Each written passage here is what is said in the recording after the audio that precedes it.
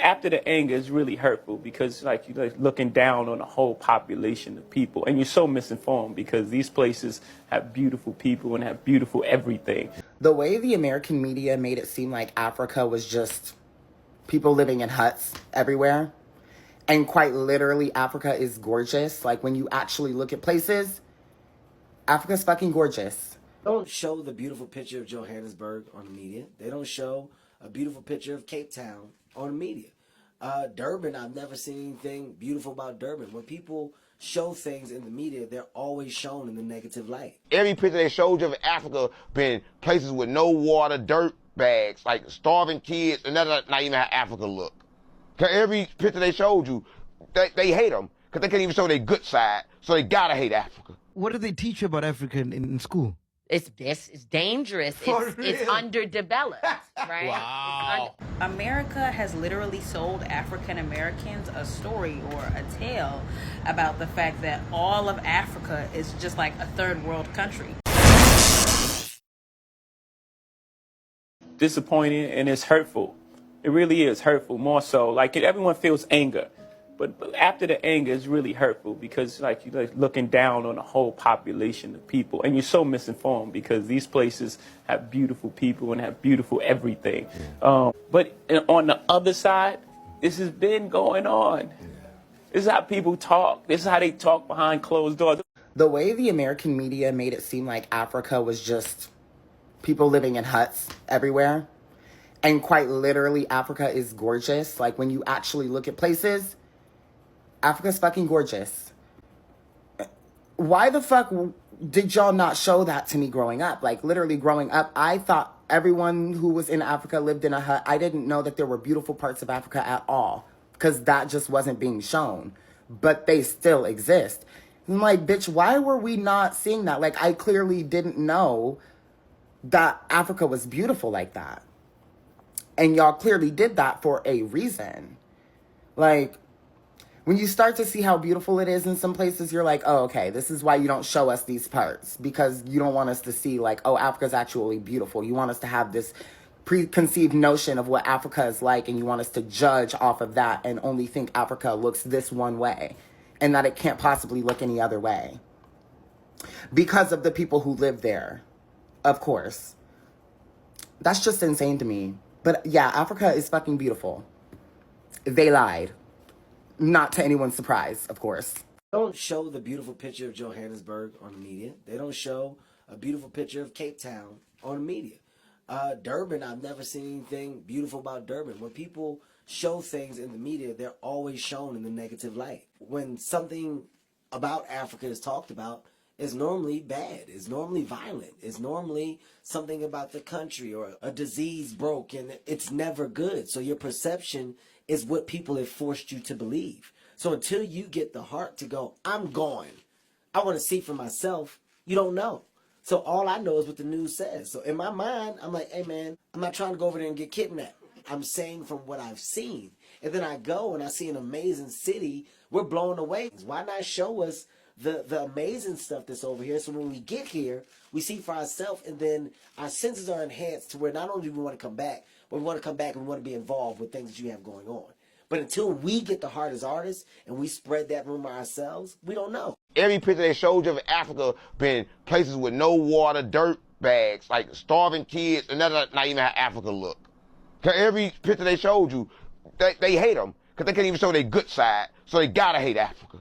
Because they made me think that Africa was just a poor country, and you don't want to go there. But that's not true. That's one small part of Africa. But that's the only part they showed you on commercials over and over again, over and over again. So they want to get you the picture that if you black, this is what your home look like. Yeah, but you wouldn't understand. Well, tell me. I'm learning. I just told you wouldn't understand, gang, how I go. But Africa not up as they say it is. Who? I'm African too. Oh, you ain't know I was African? Yeah, I'm from Kemet. As an American visiting South Africa, I say this with all due respect to Africa and all disrespect to America. Everything here is so clean. All the bathrooms have been so clean. I am here literally at an African safari. The bathrooms here are cleaner than the airport bathrooms, cleaner than the Disney World bathrooms, cleaner than a lot of restaurant bathrooms. It's crazy. And it's not just here, it's everywhere. What do they teach you about Africa in school? It's dangerous. It's underdeveloped, right? Wow. Or nothing at all, which is Whoa. that's a challenge too. Because if you don't, I bet you know about Paris. Yeah, You know about the The Eiffel Louvre. They make it seem like it's the Tower, most beautiful place in the world. and Then we come to New York and we're like, yeah. right. Some corners Only are like, thing ah, you've come seen, on. unfortunately, as a little kid, we seen the little kids in Africa starving with the That's flies it. riding around, Bro. with the little bowl, and the And white Kwashiorkor, person saying the yeah. white person he gonna feed him, and we want you to donate to him, and this is what happened. And the sad part is that And that's- same video footage could be taken in America as well. Yeah, 100%, yeah.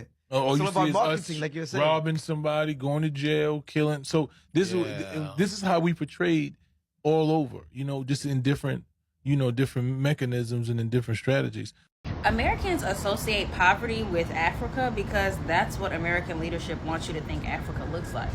The campaigns for, helping that African child, helping them get clean water. America has literally sold African Americans a story or a tale about the fact that all of Africa is just like a third world country. And that's just not true. Like, they purposely showcase the poorest cities in Africa when they're talking about Africa, period, because they don't want you to think that where you came from has, any sustenance. They don't want you to think that life is pretty good out there too. Like, you don't have to live in America to live a good life. But that's what American leadership would want you to think. Life is only good in America, and this is the land of the free, the home of the brave. There are so many things you can do here that you can't do in Africa, and Africa is just this poor ass third world continent. And that's just a lie, like a bold-faced lie. And African Americans really have to stop believing it. I hear way too many African American people say things like, oh, you were living in huts and trees when you were in Africa, because a lot of African people did not come from living in those huts and trees. You would not think this is South Africa. Now, I'm going to ask each one of you. Where would you say in the States this looked like to you? Florida. Florida? Yeah, it's kind of reminds. Since it's a man-made beach, I'm gonna go Vegas. Vegas? I'm going Vegas, bro. It's Florida. It's certainly Florida? California. But this is South Africa. Yeah, right in the middle of the desert, Las Vegas. This is beautiful. Look at this. This is like a retreat. Thank you, Tasha. Thank you. Yeah, there's more food. You're very welcome, sir. Danger in Africa is different than danger in America. In America, you can go down any street, anything can just pop off at any moment, and it's danger. A slew of people can be assaulted or be killed at any moment. The same can happen in Africa or most African countries, but it is highly unlikely for most places, right? And then also, people are saying that I don't want to go to Africa in general. Well, that would almost be like me saying I don't want to visit Washington, D.C. because it's too dangerous. I don't want to go to Philadelphia because it's too dangerous. Yeah, in fact, these are dangerous cities. All of them are more dangerous than Gambia. But the reality is that we're looking at something that's happening, and we've had 6 deaths in the last a year or so in Gambia of African Americans, and you can get 6 deaths in the city in one night if it's Chicago, if it's Detroit, if it's DC. It can happen all within 2 minutes if it's Philadelphia. The reality is that violence happens anywhere and can happen everywhere. But the thing about being on the continent of Africa is there are certain elements to ways you have to move. When I took my first trip to Africa, this was Ghana in 2018, when I got off the plane and I started traveling around, I instantly realized something was wrong. I realized that I had allowed these late night infomercials to influence me. Then when I got here and I saw for myself, I felt incredibly deceived. I felt manipulated, and quite honestly, very angry at myself because I allowed it to take place. And then angry at the fact that there are systems in place to create these narratives that are partly true. Because when I say that, there is poverty here, there is sickness here, there's corruption here, there's many of the things that we've been told, but that's the only narrative we've been told. This world is all about branding and marketing. The #1 branders in the universe is the United States. They made United States seem like it's the best place in the world to be. It's the land of the free, home of the brave. I go there to find and chase my dreams. We have to be able to tell our own stories. Directors, filmmakers, entertainers, it's gonna be clearly, and the press, is gonna be your job to redefine how people think about Africa.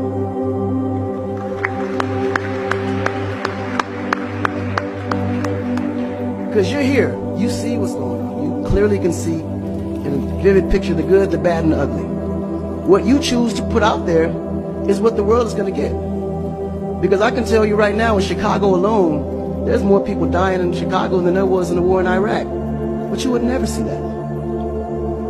There's a lot of things that's happening in the U.S. that you would never see because they choose to show you what they want you to see for...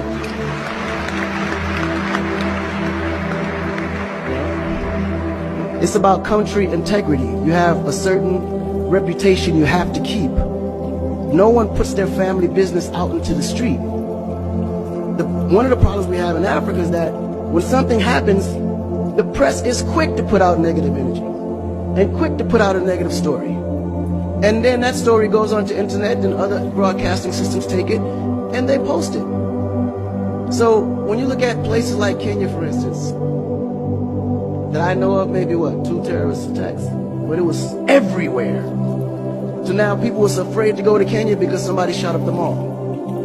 But then when you look online, there was over 25,000 attacks in the US, but you only knew about maybe 5 or 6. So we have to really rebrand. And then when you look at how the world perceives Africa, they're right. You know, you see zebras, lions, tigers, bears. Oh my. You get to the point where you think Africa's just a big jungle. The images that they're showing of Africa is historical images. This is way before civilization. This is when they were still, you know, battling with spears, like times of Shaka Zulu. No, I'm serious. But then when you look at the US, they're showing Superman, Batman, you know? Where is our Superman? Where is our, like, Shaka Zulu should be a superhero today. Really. So we have to tell our own stories. I mean, even Jesus is white. And you believe it. But it's okay, because how you were framed, if you taught something from the day you were born, and your mother taught you that, your father taught you that, it's real. You never look at your mom and your dad as liars. But their mother and father taught them the same thing, because that's the kind of history that's put out for them to believe. Our history books in the U.S. is all white American history, culture that's been borrowed from other nations. But Africa have to teach the same history of our ancestors, the great things that they have accomplished. You know? And it's going to be the jobs of directors like yourself, filmmakers like yourself, to narrate that story. How do we want to be perceived? How do we want that story to be narrated to the rest of the world? This younger generation, we kind of figured it out. Because now, when you look at hip-hop in America, every rapper is rich. Gold chains, Bentleys, nice girls by the pool with bathing suits in this big mansion. And then, when the video's over, they get on their phone and call an Uber. They don't even come in the Bentley that you just saw in the TV. But you go to Nigeria, we got Wizkid, Davido, P-Square, all these guys driving a Bentley, Mercedes. They actually own those cars. That's the difference. But if we don't translate that, they will never know. They think we're going to leave the shoot and go home on a horse or a zebra. Because that's what they know. This is why African Americans are so afraid of Africa. You mention Africa, they start shaking. There's so much fear. They don't know how to translate that. It was just recent that people are now saying, yeah, man, you know what? I rock with Africans, man. You know what I'm saying? I want to do some collaboration, man. Yo, man, I need an Afrobeat remix, you know what I'm saying? But before, they like, man, I don't know that dude. I'm not putting him on my record. So the younger generation is slowly understanding how you have to rebrand the culture, because the culture has adapted. They've actually took everything that we've created and made it look better. They made a superstar look like a superstar. When I look on TV and I see our biggest entertainers, they don't look like stars. That's why you can't really respect the entertainer. If a politician saw a singer, he'd just be like, oh, he's just a local singer. But if he go to that local singer's performance, he may sell out the stadium because he has a huge influence, but the image is not there. So we have to take the image as a huge accountability for ourselves and realize that Africa really does have a reputation. But if we allow our stories to be told, our stories will be told according to their agenda on what they need to be able to benefit from Africa. So we have to tell our story so we can be able to understand how we can utilize that story to benefit for our agenda. You know? So in closing, this job is for the entertainers, the filmmakers, the reporters, and anyone that creates content. We have to rebrand.